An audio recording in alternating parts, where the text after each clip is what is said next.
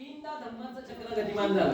सर्वप्रथम गतिमान झालं कधी झालं सर्वप्रथम तर तथागत भगवान बुद्धाने पहिल्या 5 परिव्राजकांना जेव्हा धम्माची दीक्षा दिली, कुठे दिली? सारनाथ येथे दिली.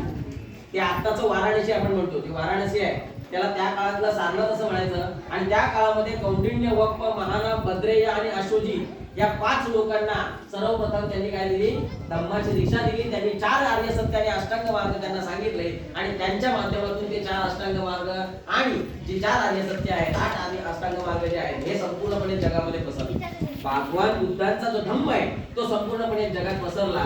त्याच्यानंतर आपण ज्याला देवानाम प्रिय असा सम्राट अशोक म्हणतो, देवांनाही प्रिय असलेला प्रियदर्शी असा सम्राट अशोक इसवी सन 263 साली जेव्हा कलिंग आणि मगधाचं युद्ध झालं, त्या युद्धामध्ये झालेला रक्तपात पाहून त्याचं मन हेलावलं, तेव्हा मोगली पुत्र तिस्स यांना शरण गेल्यानंतर त्याने बुद्ध धर्माचा स्वीकार केला.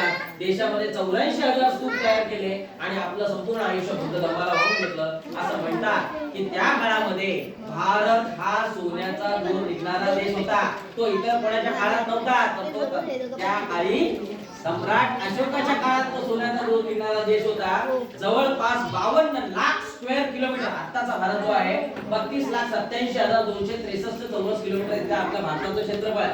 पण त्या काळामध्ये जेव्हा सम्राट अशोकाचा काळ होता तेव्हा त्याला जम्बूद्वीप असं म्हटलं जायचं. जम्बूद्वीप का? कारण 52 लाख किलोमीटरचा क्षेत्रफळ असणारा देश, त्याच्या 6 राजधान्या, आणि आज आपण ज्याला नगरसेवक म्हणतो ते त्या काळात असणारं पद त्याला नगर कसं म्हटलं जायचं. तर इतका मोठा पसारा असणारा सम्राट अशोक ज्याने आपल्या मुलाला आणि मुलीला या धम्माच्या वाटेकरता वाहून दिलं आणि जगभरात प्रसार करण्याकरता सोडून दिलं, ज्या दिवशी सम्राट अशोकाने बौद्ध धम्माची दीक्षा घेतली आणि या देशाला धम्म दिला, त्या दिवशी धम्माचं दुसरं चक्र गतिमान झालं. आणि त्याच्यानंतर तुमच्या माझ्या आयुष्यामध्ये बदल घडवणारे आपले परमपूज्य नेते डॉक्टर बाबासाहेब आंबेडकर यांनी 14 ऑक्टोबर 1956 साली धर्माची दीक्षा घेतली आणि त्यानंतर धम्माचं तिसरं चक्र गतिमान झालं. बघा, हा इतिहास आहे. बाबासाहेब असं म्हणतात की जो समाज आपला इतिहास विसरतो तो समाज इतिहास घडू शकत नाही. आपल्याला इतिहासाकडे जावंच लागतं. त्याचं कारण आहे की आपण जर आपला इतिहास अंगीकृत केला, आपला इतिहास जाणीवपूर्वक त्याला माहित करून घेतलं, तर आपण कदाचित भविष्यात आणखी चांगला इतिहास घडू शकू. बघा, आज आपण विचार केला तर बाबासाहेबांनी 1956 साली बाबासाहेब आपल्यातून निघून गेले, परंतु बाबासाहेबांनी या देशाला संविधान दिलं होतं 26 नोव्हेंबर 1949 साली आणि ते आपल्या देशामध्ये लागू झालं 26 जानेवारी 1950 रोजी. प्रजासत्ताक दिनाच्या नंतर आपला देश अखंडित प्रजासत्ताक झाला. परंतु त्यानंतर जर बघायला गेलं तर त्या काळात आपला असणारा समाज हा शोषित पीडित दलित समाज होता आणि त्या समाजाला कुठल्याही पद्धतीचे गोष्टी अवेलेबल नव्हत्या. परंतु तुम्हाला सांगतो, मला सांगायला फार अभिमान वाटतो की बाबासाहेबांनी आपल्याला शिक्षणाकडे वाट लावल्यानंतर 1956 पासून ते आज जर 2026 पर्यंत बघितलं तर या देशातला एका तथाकथित समाजानंतरचा सगळ्यात जास्त शिकलेला समाज जर कुठला असेल तर तो आपला समाज.